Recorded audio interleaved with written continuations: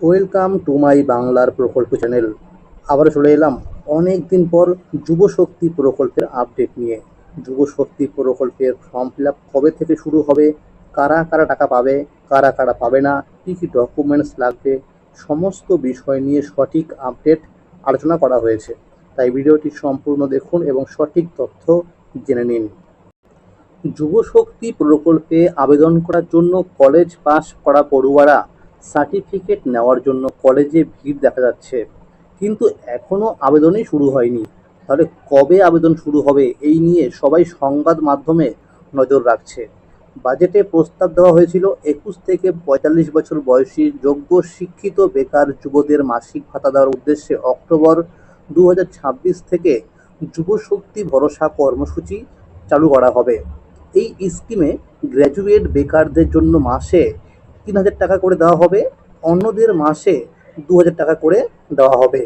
এই কর্মসূচি যে সকল পরিবারের আয় মাসে 1 লক্ষ টাকার কম এবং যারা অন্য কোনো সামাজিক সুরক্ষা প্রকল্পের সুবিধা পাচ্ছেন না, সেই সব পরিবারের প্রার্থীর জন্যই প্রযোজ্য হবে। এবার প্রশ্ন হলো, কবে থেকে ফর্ম ফিল আপ শুরু হবে? বিভিন্ন মিডিয়াতে দেখানো হয়েছিল 22শে জুলাই থেকে শুরু হবে, তবে এই বিষয়ে সরকারিভাবে কোনো ঘোষণা করা হয়নি। তবে সূত্রের খবর, খুব শীঘ্রই ওয়েবসাইটে পুরো গাইডলাইন্স প্রকাশিত হবে।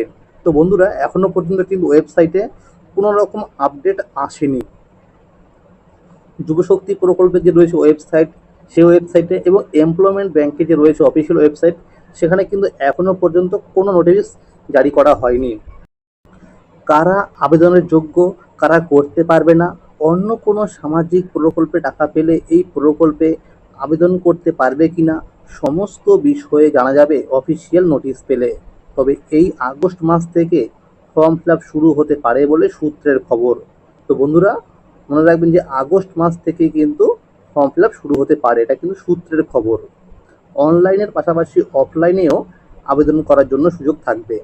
প্রতিযোগিতামূলক পরীক্ষার প্রস্তুতির জন্য বিনা খরচের কোচিং সেন্টার চালু হবে।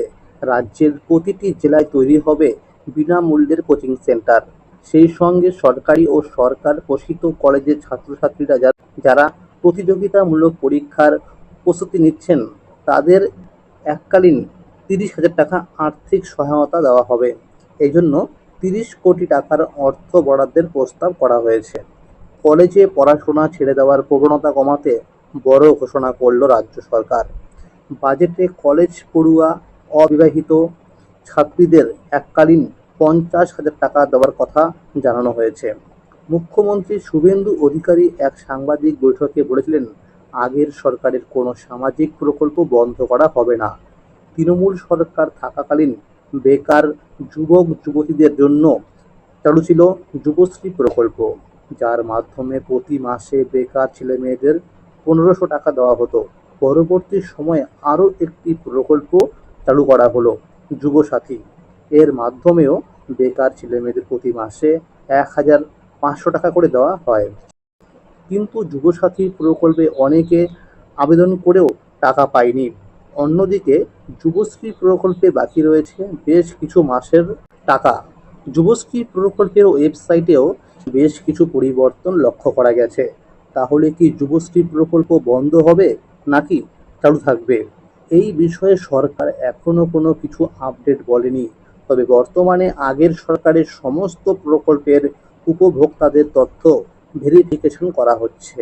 ভেরিফিকেশনে অনেক উপভোক্তার নাম বাদ যাচ্ছে। তাহলে কি যুবশ্রী প্রকল্পের উপভোক্তাদেরও তথ্য যাচাই করা হবে? এই নিয়ে এখনও কোনো আপডেট আসেনি। এবার প্রশ্ন হলো যে এই যুবশক্তি প্রকল্পে আবেদন করতে হলে কি কি ডকুমেন্টস লাগবে?